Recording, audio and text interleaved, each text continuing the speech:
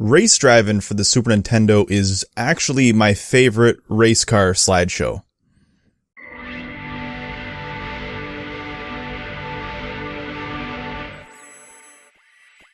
Race Drivin was originally an arcade game, and from what I can tell, it actually wasn't too bad. And then there's the Super Nintendo version.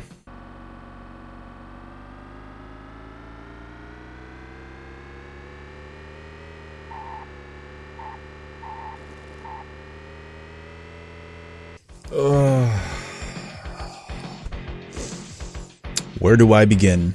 The game starts up and you have the option between 4 cars. Alright, Sportster Auto, Sportster Man. Okay, perfect. So what the f*** are these cars? Well, according to the instruction booklet, they're also manual. So only one of them is automatic. We'll go with that one. Then you have the option between 3 courses.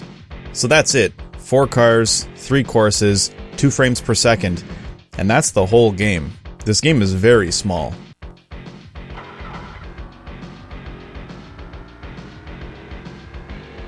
Let me just check something here.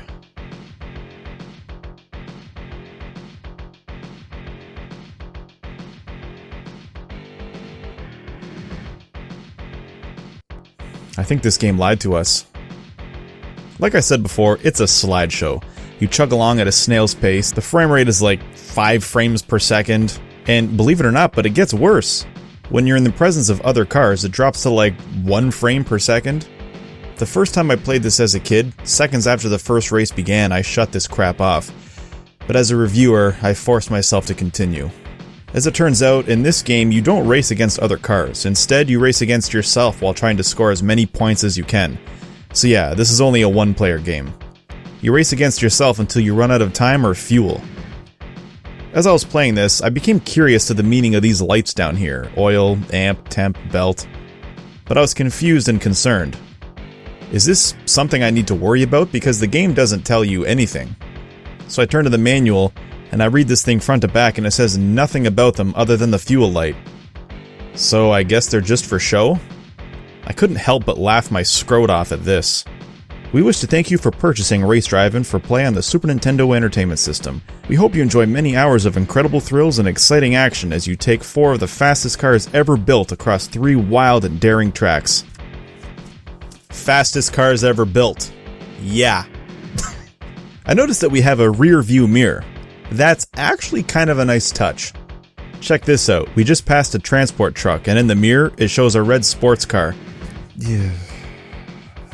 Also, what's this about? What?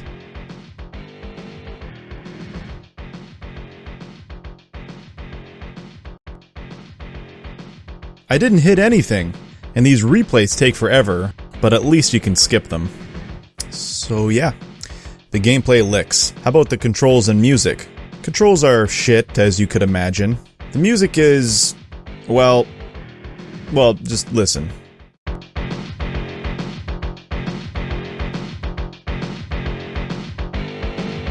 Yeah, that's nice and shitty. In-game, there's no music at all.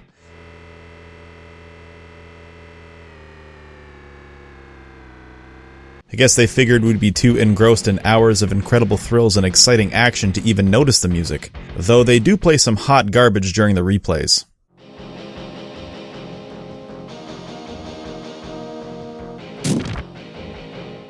So does this game have any redeeming qualities? Well, I do kinda like the backgrounds, the mountains and the nighttime cityscape, but otherwise, no.